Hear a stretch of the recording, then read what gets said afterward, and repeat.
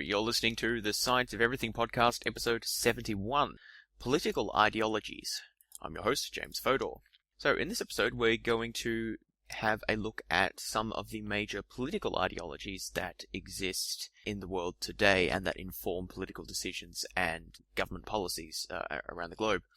It should be noted that this isn't a politics podcast, this is a science podcast, so what I'm going to do here is just give an overview of what these different positions are and how they relate to each other, and a little bit of historical background, looking at these things, these views from the perspective of political science.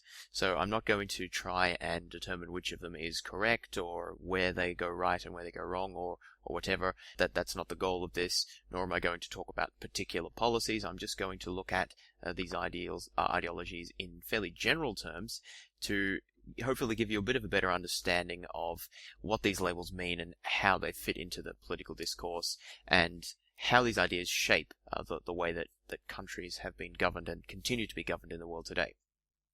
So, with that caveat, let's get started by talking about probably the single most important concept when understanding and discussing political ideologies, which is that of the left-right spectrum.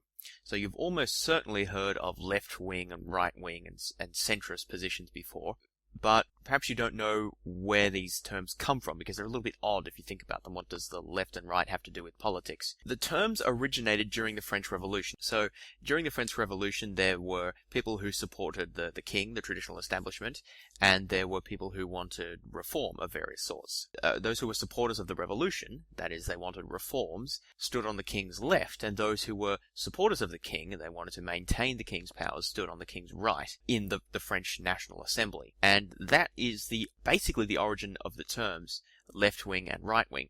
And subsequently, over the course of the French Revolution and later on in French politics, you basically had that same dynamic of sort of innovators or people wanting more reform, people who were opposed to the king to varying degrees, sitting on the left of the king in the assembly, or just on the left-hand side of the assembly in general, because the king wasn't always there.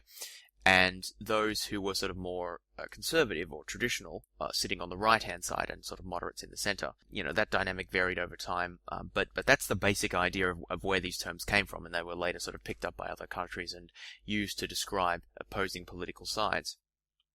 Today, there's a lot of debate about how useful and relevant this sort of left-right spectrum is.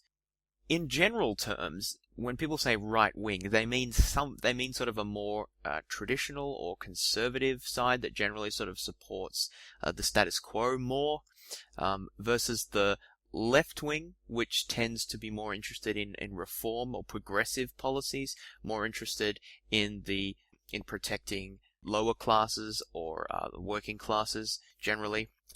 Those are very broad outlines of sort of what the difference is, and there are many scholars who study this who think that the left-right spectrum is not adequate to describe political diversity, because there are lots of varying opinions and positions that one can take that aren't really captured just by this one sort of spectrum. It's also very important to note that although the left-right spectrum dynamic, I think, is present to some degree in pretty much all countries, and it has been for basically since the French Revolution, what constitutes those left-right extremes certainly differs between countries. So, for example, in the United States of America, what is positions that would be considered left-wing there wouldn't necessarily be considered left-wing in France, or positions that would be considered sort of moderately conservative in America might be considered extremely conservative in France, or maybe Sweden, which is another country that's sort of relatively more progressive or left-wing than the United States is. And similarly, if we look back at early British parliamentary positions, and also those of the French Revolution and the American Revolution, positions that today would be seen as quite centrist, sort of quite a moderate position, like, for example, supporting universal suffrage, everyone having a vote, all adults having a vote. I mean, that's something that basically everyone agrees on today. That used to be considered sort of fairly left-wing progressive position, whereas a conservative would oppose that. Likewise, sort of a separation between church and state, that's generally fairly accepted to varying degrees these days, but that used to be considered a fairly sort of progressive left-wing position. and conservatives would sort of oppose that. So what counts as conservative and what counts as sort of left-wing progressive differs across times and across positions.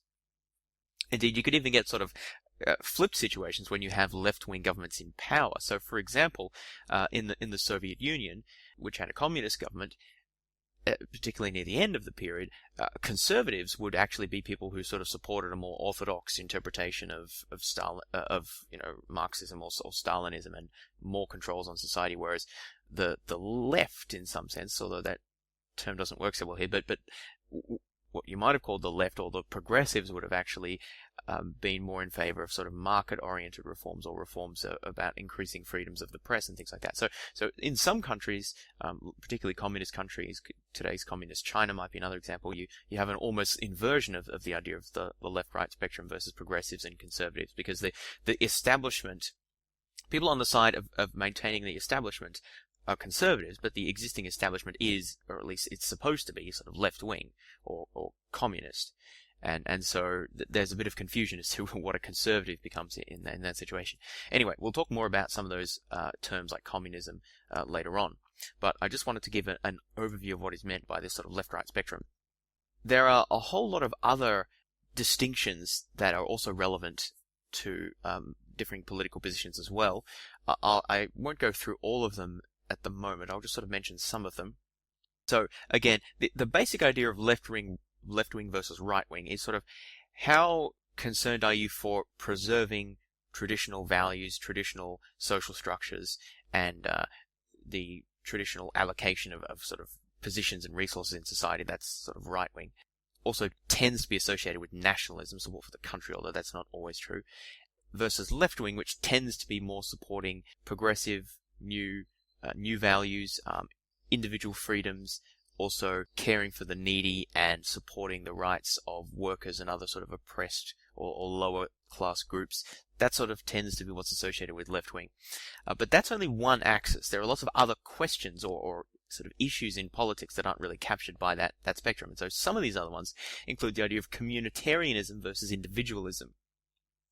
Communitarianism, broadly speaking, says that society best functions when it works sort of as a collective or community, or where people band together and cooperate in lots of ways, versus individualism, which says that essentially, or which a position which holds that essentially society is made up of individuals who act for their own self-interest, and they can cooperate and be participate in groups with others, but sort of fundamentally it's about individuals who are sort of seen as separate from each other, whereas communitarianism tends to focus much more on collective groups of people. And that's not so well captured by the traditional left-right spectrum, because you could be an individualist on the left or a communitarian on the left, and vice versa. That's another way of looking at political disputes. Another way of looking at political disputes is, well, the traditional term for it, the older term, is sort of clericalism versus anti-clericalism. This is a bit of an old term now, but certainly in the, say, 18th, 19th centuries in Europe, there was a lot of concern about exactly sort of how much power or political power influence that the church should have, or the priest should have, compared to the secular state. And so that was an important axis. I mean, that one fitted more, I think, along sort of left-right lines, because right-wing conservative types tended to be more supporting the church, whereas sort of left-wing progressive types tended to be more anti-clerical. Rural versus urban is another distinction which has traditionally been quite important, whether the focus is on sort of the needs of the city versus the needs of the country. Again, I would say traditionally the association has generally been sort of left-wing has been more urban and right-wing has been more rural. I mean, that's certainly the case in, say, the United States today with the Republican and Democratic parties. More traditionally, that dynamic has been the case because left-wing groups have tended to be associated first with sort of bourgeois, meaning businessmen, I suppose, who were tended to congregate in urban areas. Later on, left-wing was more associated with, I guess, sort of socialist worker groups who, again, were sort of congregated in urban areas. And the conservative elements tended to be either peasants or the landed aristocracy who were associated with the rural areas. Another dichotomy concerns how open you want your country to be or your nation to be to trade with the outside world. So globalization is the idea that world markets should become more integrated and interdependent, and there should be more trade and sort of transfer of goods and people between countries. Autarky is the opposite view, which holds that a nation should strive for economic independence, that it should sort of produce its own things and be relatively independent of other countries. Another distinction concerns the attitude to political change. So there's 4 terms here which I'd like to discuss. Radicals, progressives, conservatives, and reactionaries. I guess I'll start with progressives. Progressives and radicals go together because they are both people who want change. They want the political and social system to change. So typically these tend to be more left-wing. In fact, that's the basic, the origin of the left-wing, right-wing distinction, remember, in the French Revolution, was people who wanted change on the left versus people who wanted more to stay the same on the right. But people who want change have always been divided up since the very beginning of the French Revolution, really, have always been divided up between those who want lots of rapid change versus those who want more measured, incremental, slow change. Indeed, radicals and progressives might agree on the final goal, but they often agree on how rapidly to get there and the means by which they should use to get there. So radicals want rapid change. A good example of these are at least a lot of Marxists, communists, basically, who support revolutionary change. That's a very rapid form of change, very extreme form of change, so that they are radicals. Progressives tend to be those who favor more slow, moderate change, incremental change, and many, at least some types of socialists, particularly Fabian socialists, for example, sort of measured change. And many progressives or sort of left-wing people today would more lean towards the progressive rather than the radical side, but that's, of course, not universal. Now the other 2 groups here, conservatives and reactionaries, tend to want less change. They tend to want to stick with the existing status quo or traditional values or traditional ways of structuring society. But there's a distinction between conservatives and reactionaries. Conservatives basically just want to keep things the way they are, more or less, but reactionaries want to return to a previous way of doing things, return to a previous state. So reactionaries are actually a little bit like radicals in that they want change, but they're different in the sense that they want change to go back rather than forward in some sense, although they probably wouldn't describe it that way because, again, that's like a derogatory way of phrasing it. They want to return society or the polity back to a previous way of doing things. So, for example, in the French Revolution, you could describe Napoleon and some of his supporters as reactionary because they brought back the monarchy and they restored the position of the Catholic Church and a number of other things that were done by the Revolution. Although, on the other hand, there were many things that they didn't restore. There were many changes that they did keep. So, again, the story is often more complicated, but I'm just putting these concepts and terms out there to facilitate better understanding. Not to sort of put a straitjacket around things and say that they are only this and only that. One final concept that I want to talk about is that of the 2-dimensional axis, a political axis. One version of this is the Nolan chart, which was created by libertarian David Nolan, and so the original form is, I think, a little bit biased towards libertarianism, but it's being generalized now, and I think it's a bit more neutral. It's an attempt to better represent political diversity by, instead of just talking about the position along a single left-right axis, which is quite limiting, it talks about position on a 2-dimensional axis. One dimension corresponds basically to social matters, and the second dimension corresponds basically to economic matters. So the version that I refer to, which is taken from a website called The Political Compass, which I recommend checking out because it's quite an interesting site, has a horizontal axis which goes from left to right, and this basically corresponds to how much intervention should there be by the government in the market, in the economic activity. Left wing corresponds to more government activity, like nationalization of industries and regulation of corporations and higher taxes, things like that. Right wing corresponds to lower taxes and deregulation and privatization and that sort of thing. The vertical axis, they call libertarian versus authoritarian, or I guess according to our terms used earlier, we would have called it anarchy versus authoritarian. I guess a sort of equivalent in this case. Authoritarian basically wants to maintain central government control, or at least restrictions, over social values or social practices. So that's generally associated with sort of things like promotion of family values, opposition to abortion, that sort of thing. Whereas libertarian or anarchist, the sort of lower end of the vertical axis, corresponds to typically more socially progressive ideas, so pro-choice positions on abortion, for example. So I think this axis is helpful because it allows for more finer distinctions to be made between political positions. So, for example, the United States Republican Party is typically described as being socially conservative and economically or fiscally right-wing. So that would put them into sort of the top right quadrant on the chart here. Of course, there's a lot of diversity even among the U.S. Republicans. So I don't mean to stereotype here. It's just a way of understanding political diversity. Whereas the U.S. Democrats would generally be considered to be more socially progressive, so that would put them further down on the vertical axis, and also more economically left-wing, so that would put them further to the left. Now, that's only sort of a relative position. Of course, exactly how far apart parties are on these axes will differ depending on exactly what positions one's considering and exactly how you weigh these things up. In practice, in a lot of electoral democracies, the difference on this axis between major parties is actually not that great. In other words, compared to the total amount of variation you could theoretically have, or we have seen over the past 200 years, the amount of variation in positions that people actually vote for is actually quite small. That's enough on the left-right spectrum and other axes and ways of conceiving of political diversity and differing political positions.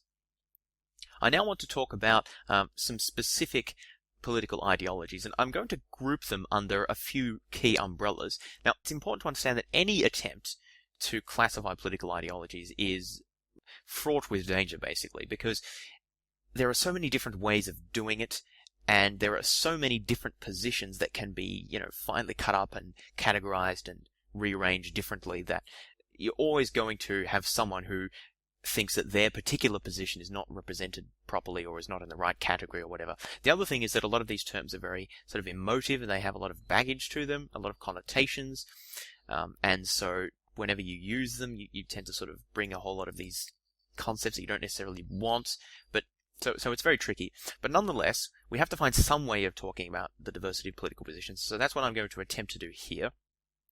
The way I've decided to do it, and again, I'm emphasizing this, I'm not saying this is the correct or right way. It is a way, and I think it's a helpful way for our purposes. And so this is the way we're going to do it. I'm going to look at it in a very broadly sort of historical perspective. So I'm going to start with a group of positions that I'm calling conservatism. Broadly sort of right-wing positions, but particularly they are the sort of positions that I think all the rest of political discourse in some sense reacts to. That is the traditional establishment, the sort of pre-French Revolution. It was originally called the Ancien Régime or something. I can't pronounce the French, but the old regime, the way things were with the king and the church and powerful positions and the aristocracy and all that sort of stuff before the French Revolution, before lots of reforms were brought in. Now, I'm not saying conservatives support all of those things, but I think the broad class of beliefs that can be called conservatives can be thought to trace their intellectual heritage from these sorts of ideas about preserving the establishment. So those are, this group called conservatism is the group that I'm identifying as temporally primary in some sense. That is, they are the sort of primordial political position in the sense. Before there was anyone else, there were conservatives. That is the ruling elite, basically. Now, the next group that I'm going to discuss is liberalism, or the next group of ideologies. Remember, each of these is a big group of ideologies. They're not a single entity. They're just very broad, loose groupings. Liberalism is, I think, the sort of first group of ideologies that arose in reaction to conservatism, or particularly in reaction to the old regime. So particularly in 17th century Britain, and in 18th century France with the French Revolution, and in 18th century America with the American Revolution, many of the people who were engaged in these sort of activities and were criticizing the existing government, in particular many of the founding fathers in America and many of the French revolutionaries, held views that could be broadly described as liberal. Typically, they wanted more individual freedoms. We'll talk more about that later, but they were reacting against the conservative old regime sort of positions. And there's some confusion about the way the word liberal is used, particularly in the United States, and I'll come back to that as well. But so that's liberalism is the next position that sort of came after conservatism. Liberalism sort of arose in the 18th century. Conservatism, as I said, sort of predates that. The next group of positions to come along, which I'm separating into three, although they're kind of linked as well: socialism, communism, and anarchism.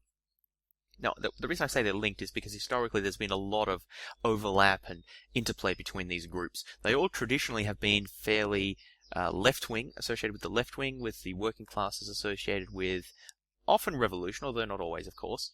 All of these groups emerged basically in the 19th century. There's antecedents, of course, that go back further than that, but basically in their modern form arose in the 19th century as a reaction to industrialization. So socialism, communism, and anarchism broadly came as a reaction to the Industrial Revolution, whereas liberalism came as a reaction to sort of the old regime and the power of the church and the king.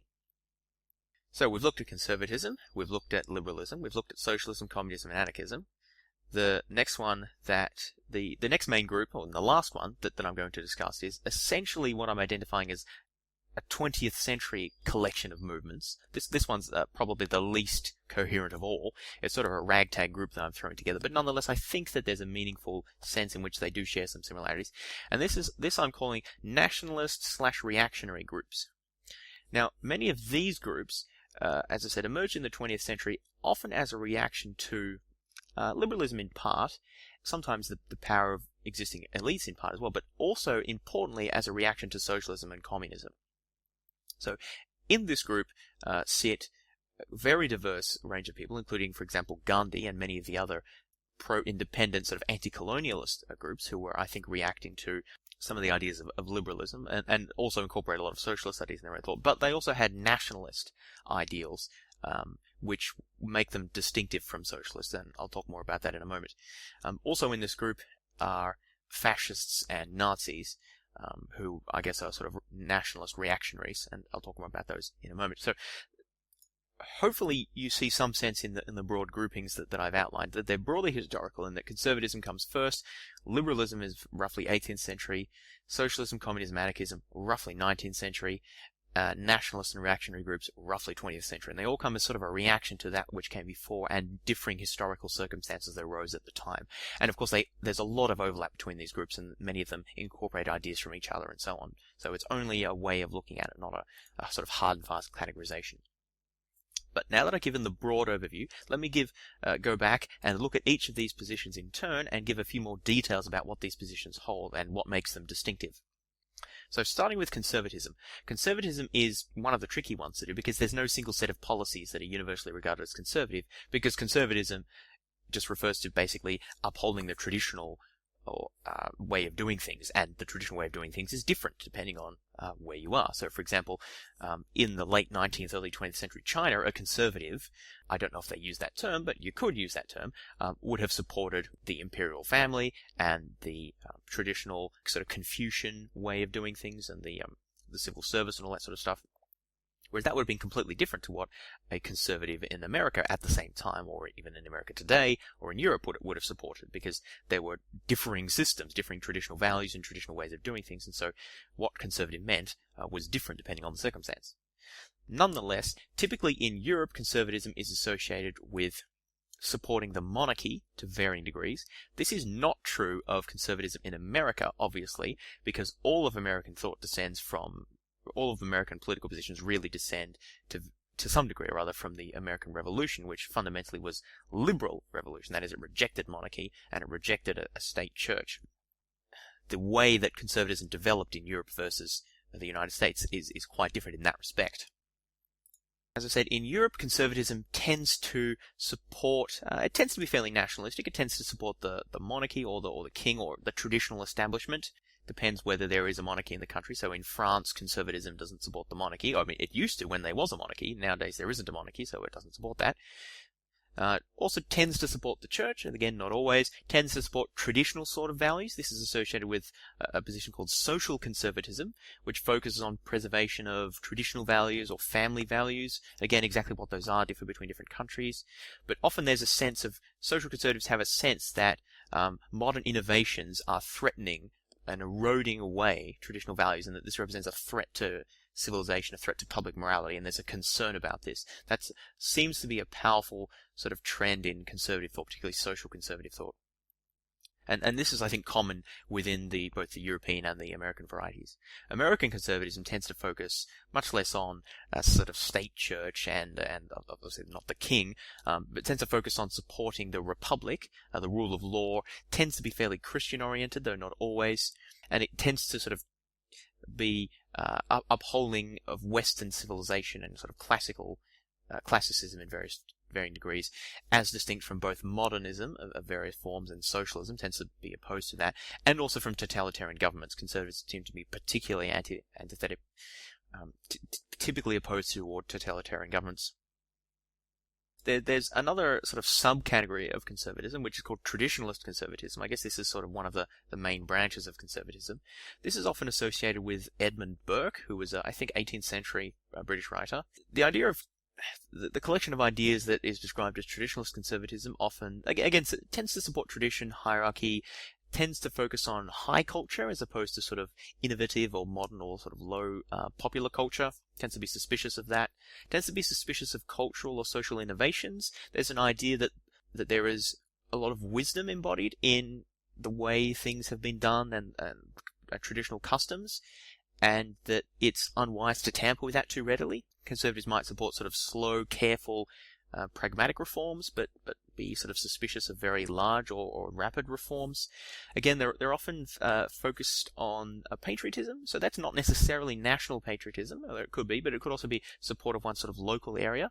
So they tend to be less focused on sort of universal values, like liberals and socialists tend to be, as I'll discuss later. Okay, so that's all I have to say on conservatism. Now let's look at the next ideology, liberalism. Liberalism is a political philosophy which emerged in roughly the 18th century, although a little bit in the 17th century as well, with the writings of John Locke, British philosopher. But liberalism focuses on the sort of twin key ideas of liberty and equality. The motto of the French Revolution, liberty, fraternity, equality, is often taken as a sort of a liberal maxim. Another related one is life, liberty, property, which is, I think, John Locke came up with, or one of the other British philosophers. So the core idea of liberalism, in so much as there is one, is focus on the individual and individual rights. So usually, at least classically, the idea of liberalism is that individuals come together in what's called a social contract to protect themselves from each other, basically. And this is how the state is formed. So the state is sort of an agreement between individuals to put an authority in place so that the authority can protect them from, robbery and murder and rape and things like that, so that they can protect their individual rights of person and also their property rights. The idea is that, therefore, that this is what a state should focus, this is what a government should focus on doing, and that other activities are not legitimate.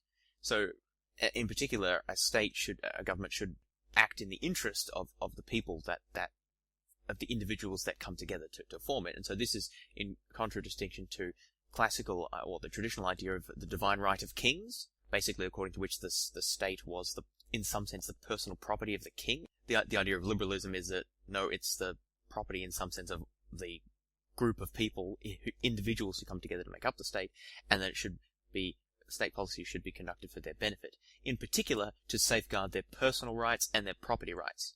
So liberals typically support things like democratic elections, freedom of the press, freedom of religion, free trade, private property, civil liberties, things like that.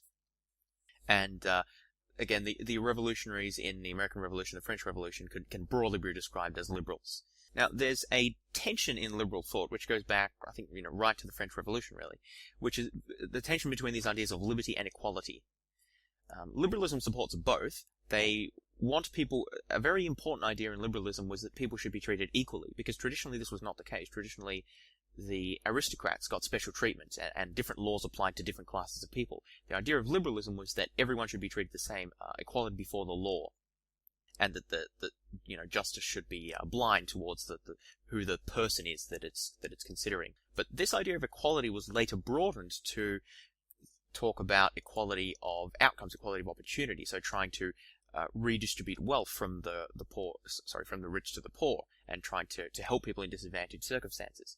And this is how there came to be, I think, this confusion, or at least differing usage of the term liberal in America and Europe. So in America today, the word liberal is typically used basically as a synonym with progressive, typically wanting more government intervention and more social programs to help out vulnerable groups, and also wanting more freedoms for questions of social policy, like, for example, abortion or gay rights or something like that, or issues like that.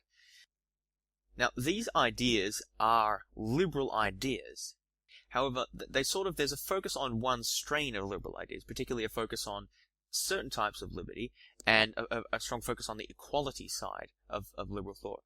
In Europe, the term liberal tends to refer more to classical liberals, which I'll describe more in a moment, but with more of a focus on property rights, free market economics, and limited government. Now, again, both of these are sort of genuine strains of liberal thought. It's not like one is a true liberalism and the other isn't. They're just sort of different directions you could take liberalism in, and different directions in which liberalism historically has been developed.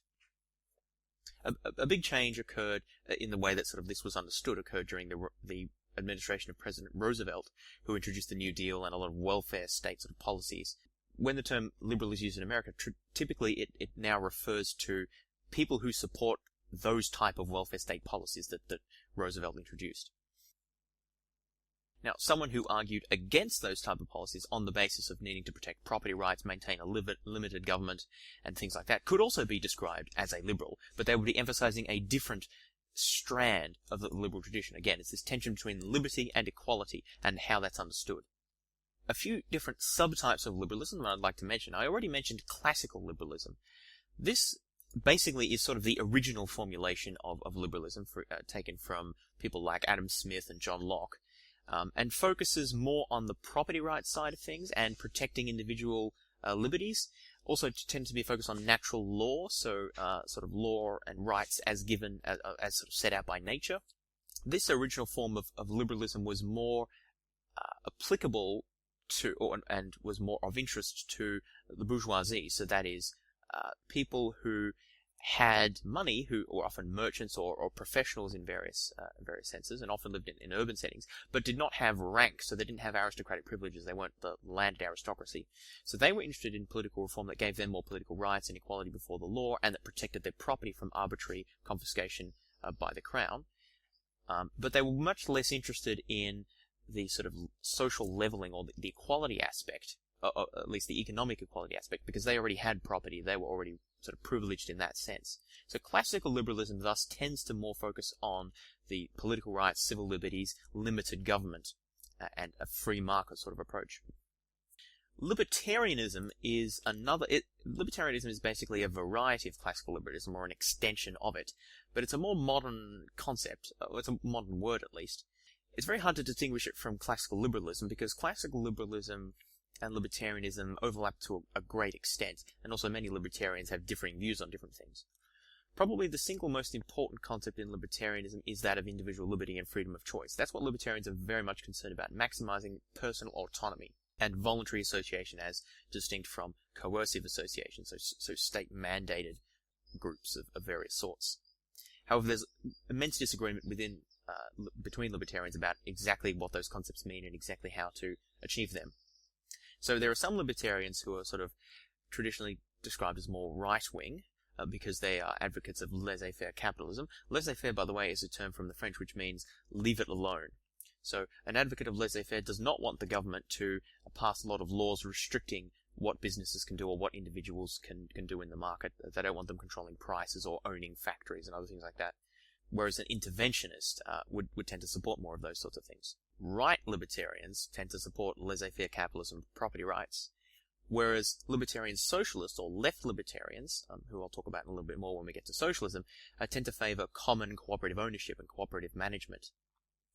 There's also a strand of libertarianism which basically fades into or merges with anarchism, anarchists being those who oppose any sort of centralised state. We'll get to those as well. So it's really, libertarianism is an interesting one, because libertarians can be essentially liberals, or they can be essentially socialists, or they can essentially be anarchists, depending on exactly how they interpret things. But really, it's a fundamental focus on autonomy and freedom of choice as being the central thing that one is concerned with. Okay, so that's liberalism. Now I want to move on to talk about the three sort of 19th century reactions to the Industrial Revolution and to liberalism to an extent, socialism, communism, and anarchism. I'll talk about socialism first, because socialism sort of leads into communism. Indeed, I think it's accurate to call communism a variant or a type of socialism. Anarchism is not a type of socialism per se, but it is closely associated with it. So socialism is an ideology which, the most important ideal of socialism is social ownership of the means of production and cooperative management of the economy. That's where the social word comes from. Social ownership of means of production. Means of production are things like land and factories, machinery, that sort of stuff. The things that are used, the physical things that are used to produce goods and services.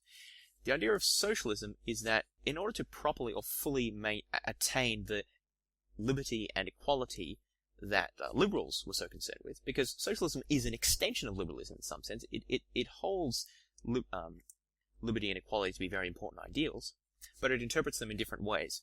And also, socialists typically think that in order to achieve those properly, in order to fully realize them, it's necessary to move away from a free market economy towards a collective control over the means of production, so that people can have more equal access to the fruits of production, that is, the goods and services that are produced in society.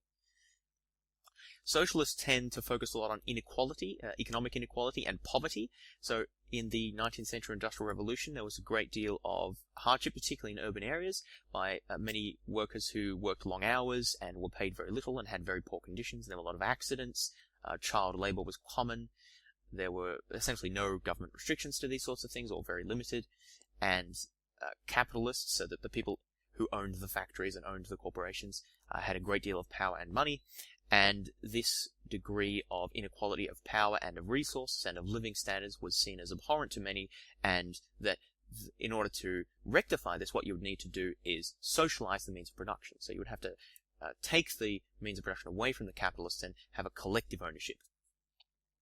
Socialists also tend to emphasize that human behavior is shaped very much by the social environment, social mores and values and cultural traits and things like that.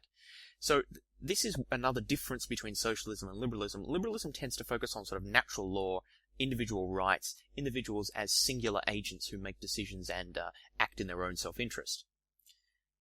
Whereas socialists tend to focus on how humans are social beings, how the individual identity is constituted by the social situation you are in and the relationships you have with other people. And they tend just to not be so receptive or to reject sort of strongly atomistic ways of representing people as individual agents who are sort of like atoms who bump into each other and interact. And the other side to that is, of course, that by manipulating or changing social values and the structure of society and the economy, you can change the way people act. You can change the way that the values that people have. And this side of socialism or the side of socialism that tends to be very optimistic about changing human nature by changing society, is sometimes called utopian socialism, or at least that's a term that's sometimes been used. It's often, again, a derogatory term because it's sort of patronizing, but particularly in the early days in the 19th century, there were some movements of socialists who were extremely optimistic that, essentially all evils could be conquered if only you could restructure society so as to change the way humans behaved and related to each other.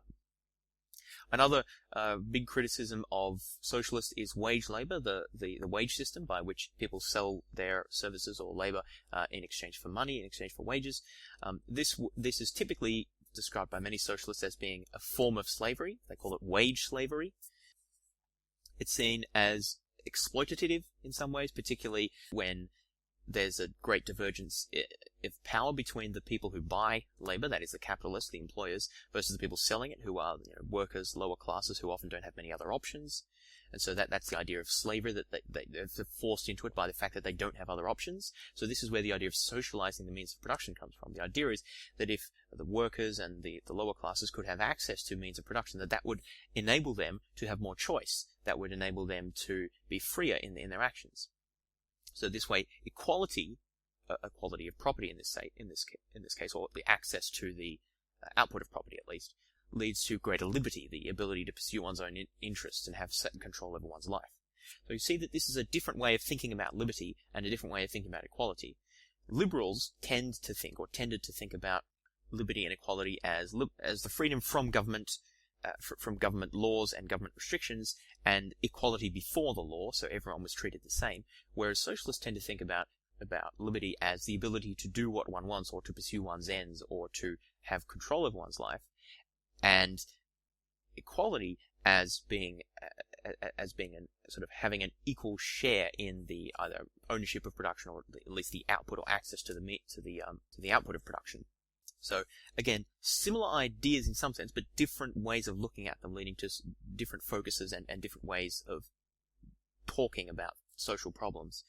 Of course, I'm presenting liberalism and socialism as antagonists towards each other in some sense, and they have been historically in many cases, but also there are many attempts to merge the two and sort of crosses between them, combinations. So particularly there's a position called libertarian socialism, which basically is a version of socialism, but that rejects the state ownership of means of production. So this is important because it will lead into talking about communism in a moment. So basically all socialists, to some degree or another, support the idea of the social ownership of the means of production, your factories and machinery and land and stuff like that. Although it's also true that many groups who call themselves socialists don't actually support that anymore, particularly in Europe. But again, this is a problem with words. At least the way I'm presenting socialism is that that's an important aspect of the idea. But there is disagreement about exactly how to do that and what society will look like once that is done. One version of socialism, it might be called state socialism. I say might be called because I don't think too many people call themselves state socialists. They usually use other labels, particularly some forms of Marxism, but we'll get to that. State socialists generally support the government or the state coming in and nationalizing, taking ownership of the means of production on behalf of the people. This is what happened in communist states. There was central planning, so central ownership of the means of production. Then the state made plans about what would be produced and who would get what and things like that. And this has been a common method of instituting socialism in a lot of European countries, or instituting at least degrees of socialism. In like France, for example, and Britain after World War II, there were socialist policies that were introduced to nationalize a lot of industries and to introduce more planning from the top. This is what's called state socialism.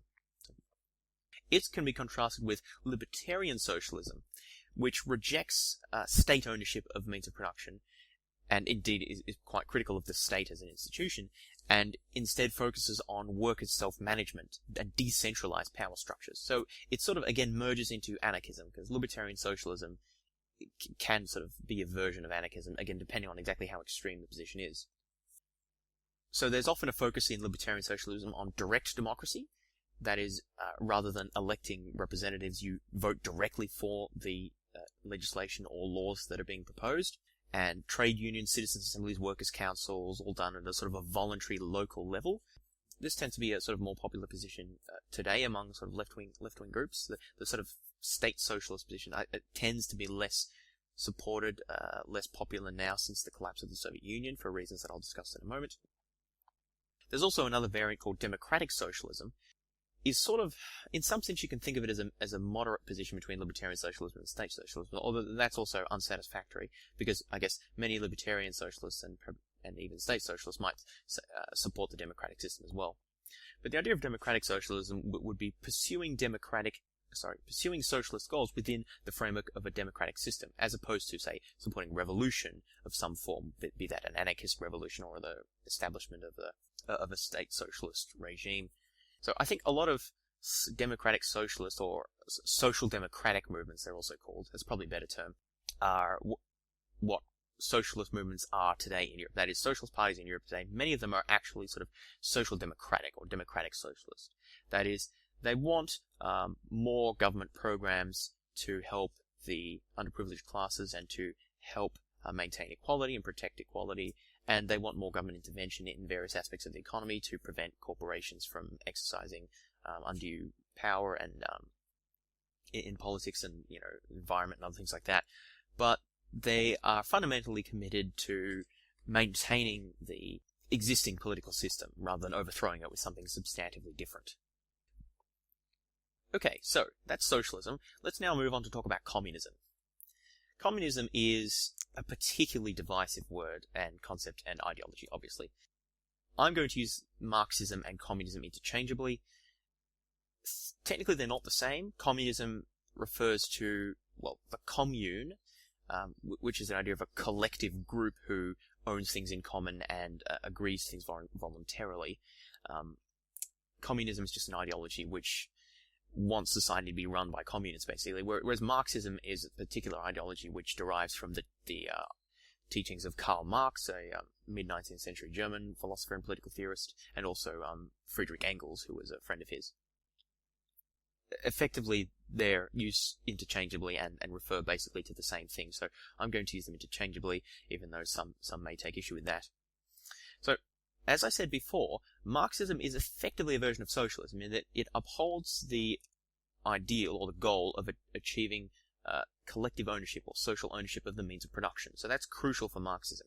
But Marxism also incorporates a number of other ideological components which are not necessarily parts of socialism. So I think of socialism as being much broader, and communism being a particular type of socialism. But it's such an important type that I'm discussing it as a sort of a separate group. So Marxism incorporates some particular ideas that don't have to be part of, or aren't necessarily parts of, just sort of ordinary socialism or plain socialism by itself, vanilla socialism, so to speak. And in particular that it incorporates a number of very specific philosophical ideas. So one is this idea of a dialectic. I don't want to discuss this in depth because this gets a bit philosophical, but I think it is important. A dialectic is a struggle between two opposites. In particular, the idea of Marxism is that throughout history there's been a dialectic of opposites, in particular that Marx focuses basically on, in layman's terms you might say, the haves and the have-nots. There's been a struggle between the haves and the have-nots. And this has been manifested in lots of different ways. So, for example, in the Middle Ages, there was an economic system called feudalism, where you had the king at the top, and then the lords and barons, and at the bottom were all the peasants. And later on, this was replaced by a different economic system, capitalism, where you had capitalist business owners controlling the means of production, and you had the workers underneath them. Marx thought that there are a number of these different economic systems which existed throughout history, and that they periodically sort of one replaced the other. But he thought that there was an end to this. He thought that there was a sort of a final economic and political system which would eventually come into being, and this is what he called communism. According to Marx, there was an inherent conflict. This is again where the dialectic element comes up. An inherent conflict in capitalism. And this inherent conflict made it unstable. Just as previous modes of production or economic systems and political systems eventually gave way to other ones, capitalism would also give way because it was inherently unstable. There was an inherent contradiction within it. And basically the inherent contradiction that Marx identified was the position of the workers. Because in order to make, capitalists were interested in making a lot of profit, making as much money as possible, basically. In order to do that, they needed a concentrated, cheap labor force, in urban areas able to work and produce profits for them. But in order to make as much profits as possible, they needed to sort of exploit the workers as much as possible. This leads to another idea which Marx had, which is that of surplus value. That is, the worker produces a certain amount of value, and the employer pays them only just enough to basically allow them to survive and keep working, and then takes all the rest of the workers' output for themselves, and that's called the surplus value. Marx considered this a form of exploitation. So because of the need to extract surplus value, and Marx also thought that there would actually be sort of a tendency towards having to continually increase the amount of surplus value that was extracted, but we didn't get distracted by that. Because of the need to concentrate all these workers together and have them educated to a degree, at least enough to work, and also the need to extract as much surplus value from them, Marx thought that inevitably there would be collectivization, there would be an uprising of the workers against their capitalist oppressors, because of course there are far more workers than there are capitalists. And in urban centres, they have the ability to communicate with each other and connect and exchange ideas, where previously as peasantry spread out throughout the country, they couldn't necessarily do that. So Marx thought that inevitably capitalism would lead to an uprising of the working classes, whom he called the proletariat, leading to a revolution. And what he thought would happen is that the proletariat would essentially take control of the means of production. This is the socialization, the socialism idea, that they would take collective control of the means of production, and that they would use it for a common benefit, so that everyone would sort of have an equal share in some way. The idea here is that the production would be according to one's contribution rather than the workers doing all the work and then the capitalists just taking off and exploiting the workers and taking off all the surplus value. The end goal for Marx was a state called communism, as I mentioned before. Now, according to Marx, said less about this than I guess one might like. He wasn't necessarily exactly clear as to how it would work, but according to Marx, the communist state, the end state, the final state that we would eventually get to, would be a classless, stateless society. So there'd be no state, there'd be no need for a government. All property would be held in common ownership, basically in a commune or in a collection of communes. It would be classless, so there wouldn't be workers and capitalists anymore. Everyone would just be part of the same class. So Marxism was developed, or was supposed to be, in some sense, a scientific theory, an economic theory and a sociological and a political theory. That is, Marx was saying that this is going to happen. He thought that he was doing an objective scientific analysis of history and that he was sort of predicting what would happen in the future to capitalist societies. So it was supposed to be sort of scientific and objective in that sense. But it was also normative. That is, Marx and many of his followers wanted to bring about the revolution. They wanted for it to happen sooner rather than later because they thought it was a good thing. So that's the basic idea of Marxism. Now, it's very, very important to distinguish this, what I've outlined, basically sort of classical Marxism, with Marxist-Leninism, which is the version, or some would say the perversion, of Marxist ideology, which was adopted by the Soviet Union and really most other communist governments throughout the world mostly after World War II. Soviet Union was a bit earlier. Stalin, who came up with the term Marxism-Leninism, basically used it as a justification of the ideology of the Communist Party, which he led, and a way of justifying his rule. Marxism-Leninism was quite different in many ways to classical Marxism. Remember that the end goal of classical Marxism was a stateless society where everyone was equal, but that's not what Marxism-Leninism was at all, really. Marxism-Leninism involved a socialist state where there was actually a very strong central government, which was involved in central planning. So the central government owned basically all property, all significant property and all the land and other things, and they made plans about who would produce what and who would get it and all that sort of stuff.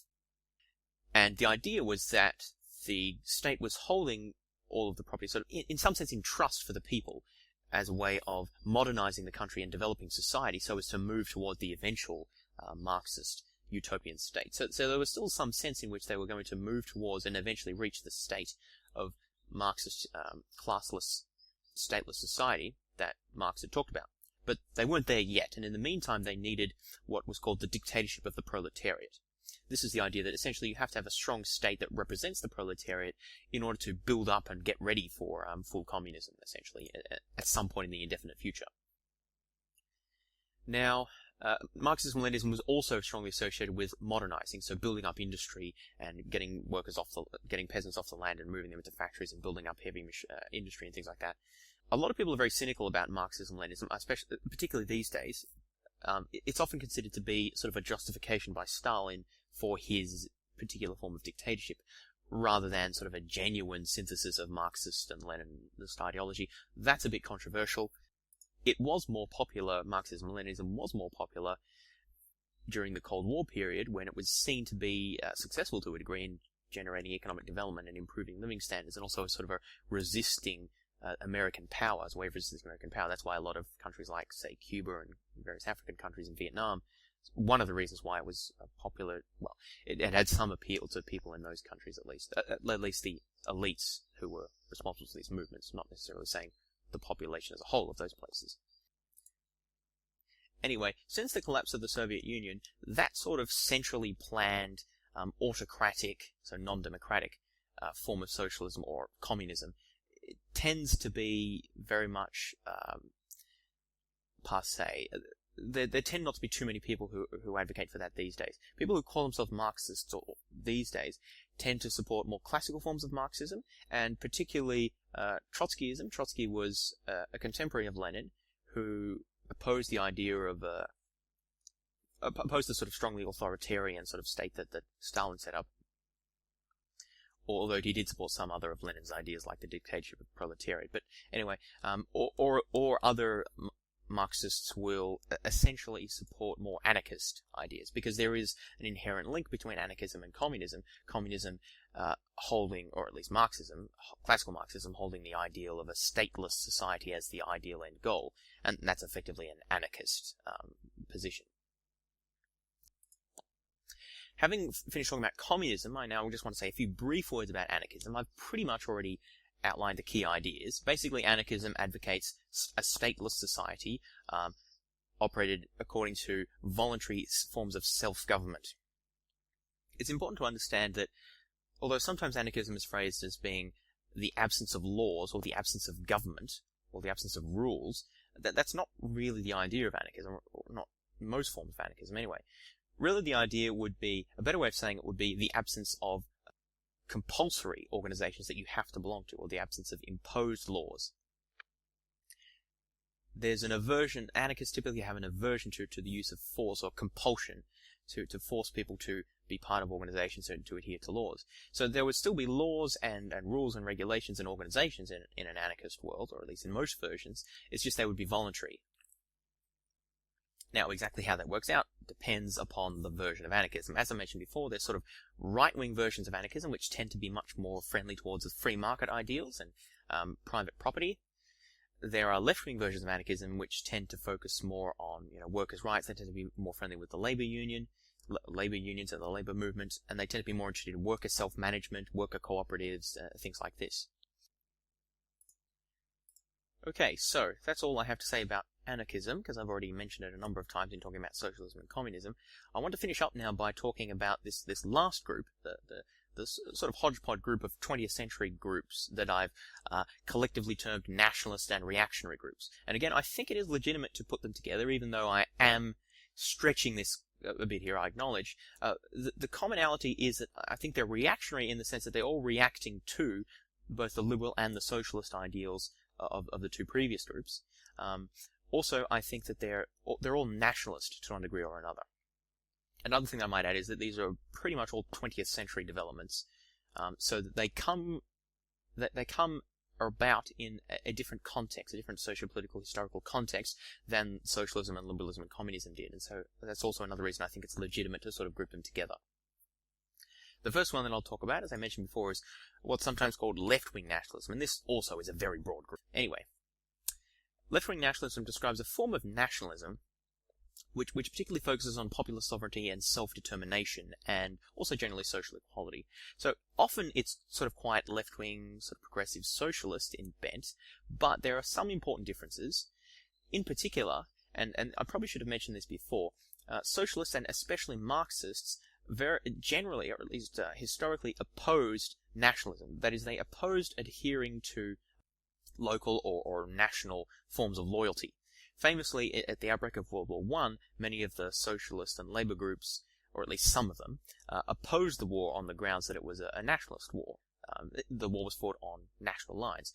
Socialists and Marxists tended to think that workers, or the proletariat, across all countries really formed one group, and that they should naturally see themselves as in opposition to the capitalists, rather than in opposition to workers from different countries. So typically socialism, Marxism is a sort of an internationalist movement. It is supposed to be global in scope and often is opposed to local or national loyalties, or at least downplays them significantly. Now, left-wing nationalism is different because it incorporates many socialist elements, but also in the framework of a strong nationalism.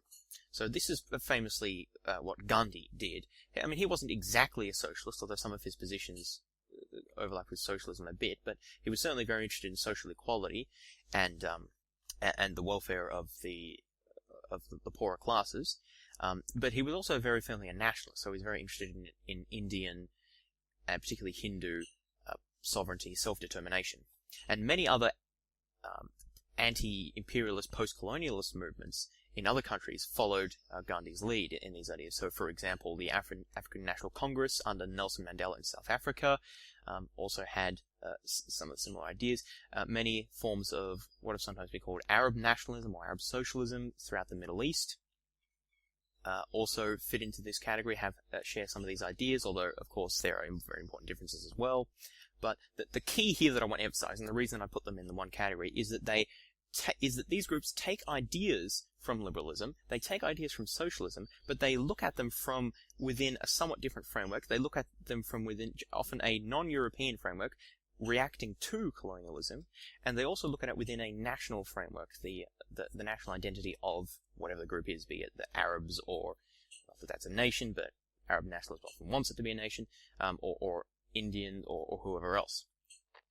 So that's why I think it's legitimate to group these. That left-wing nationalism is reasonably distinct from the next group, the several groups I'm going to talk about, although, again, I think there are commonalities, which is why I've grouped them under nationalist groups. But the next two groups I'm going to talk about, basically fascism and Nazism, and really Nazism's a form of fascism. So fascism is the next big ideology to talk about. It's a nationalist ideology, which again is why it fits under this umbrella group. But it's a much more radical form of nationalism, and it's also a more authoritarian form of nationalism, certainly say than African National Congress or Gandhi would have supported. Fascism is very much a reaction both to liberalism and communism in particular. One of the single most important aspects of fascism is that it is anti-communist. Opposition towards Marxism, opposition towards revolutionary socialism, that sort of thing is crucial to fascist movements. But it's not conservative either, because it also wants to engage in social transformation. But it's a different type of social transformation than, say, socialists and Marxists tend to want to engage in. So it places itself in opposition to traditional conservatism, to liberalism, and to socialism/Marxism. So that's why it very much deserves its own grouping, because it places itself very clearly in opposition to all of these other groups. Fascism emerged in early 20th century Italy. Basically, the term was actually invented by Mussolini, whom you've probably heard of, friend of Hitler in World War II.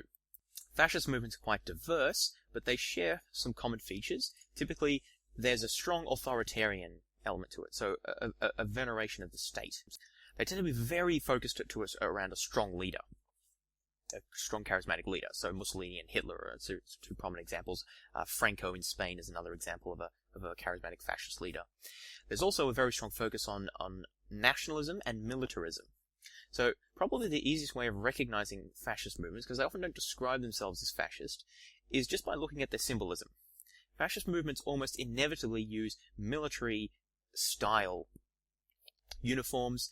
They typically like marches, they like parades, they like militaristic, bombastic sounding music, they like militaristic sounding slogans, they like symbols that look sort of quasi-military, sort of a brutal sort of look. A bit hard to describe, but if you look at different fascist movements in different countries, you can very clearly see the commonalities. And this is quite different to the way that, say, socialists will often portray themselves. Even though socialists can adopt martial iconography and martial language at times as well, it's quite different to the way it's done in fascist movements. Particularly the focus on nationalism is very different. And that's one of the key differences between fascism and socialism.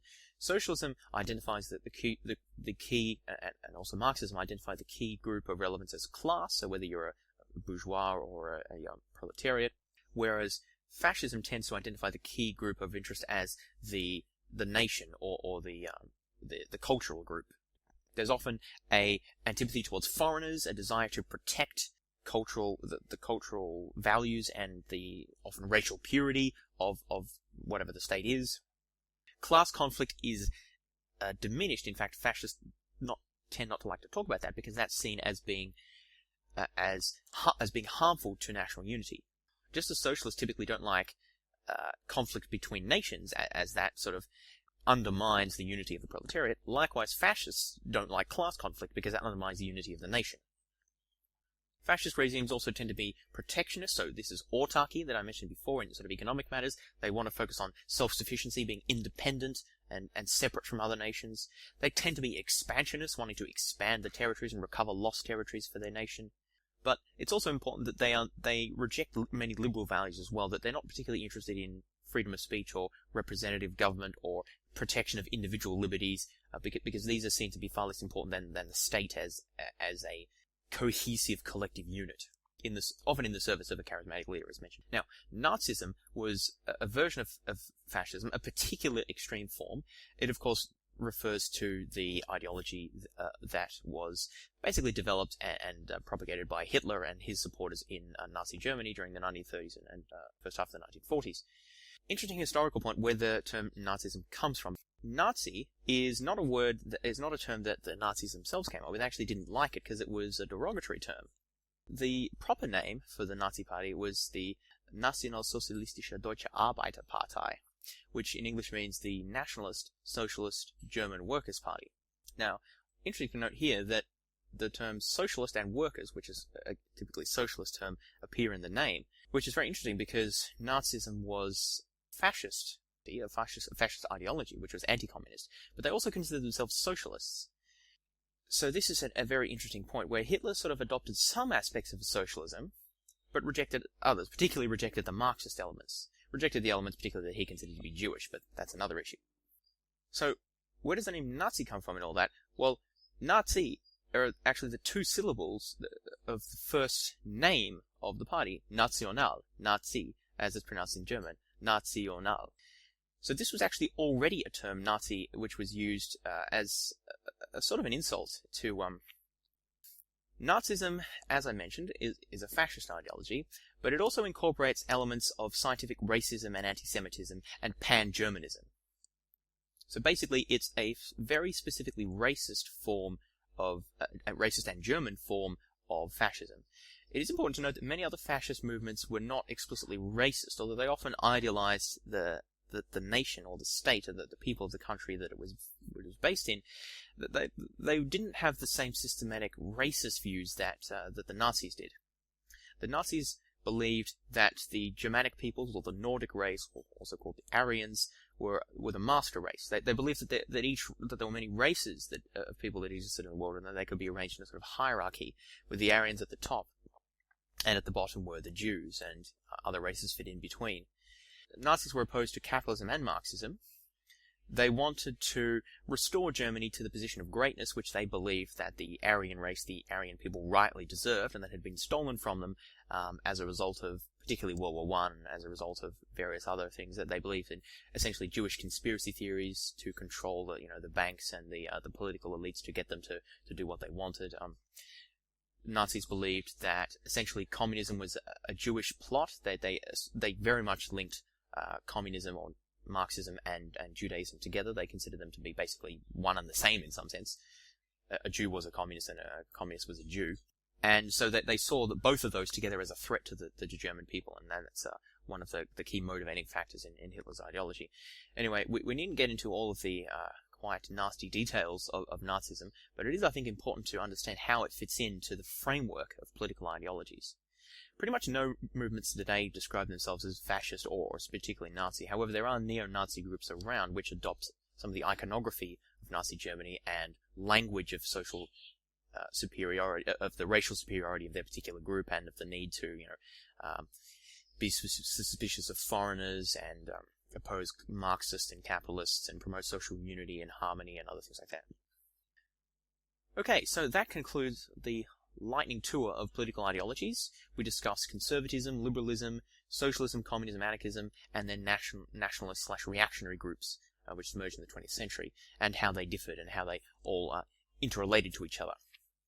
Obviously, there's a lot more particular positions and variations which I haven't discussed, but hopefully this episode's given you some sense of how these things fit together, and may make it a bit easier to understand these words as they're used in the political discourse. So, thanks for listening, and if you like the podcast, check out the Facebook page. You can type in the Science Everything Podcast on Facebook, and you can find links to past episodes and visual material to support the episodes and other things like that there.